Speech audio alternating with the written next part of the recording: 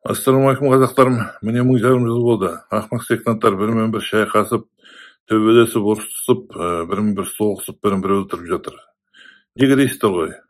Бұл сұрақ Аллахтың мекені қай жерде? Осыған ешкім жауап бере алмай, бірімен-бір таласып жатыр. Осы сұраққа мен Құран менен сүннетке сүйене отырып, уақыттарыңыз алмай жылдам жауап берейін.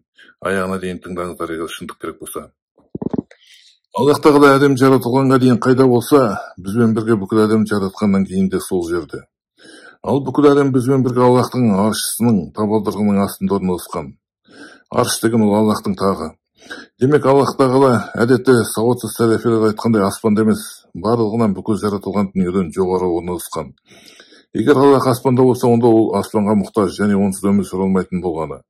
Егер Аллах аспанда болса, онда осы аспан жаратылғанға дейін қайда болды деп осы шайтанның сектанттарынан сұрағым келеді.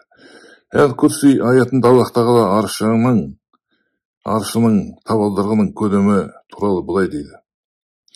Оның аршысының табалдырығы көктер мен жерді қамтиды және оларға қамқорлық жасау оған ауыртпашылық түсірмейді.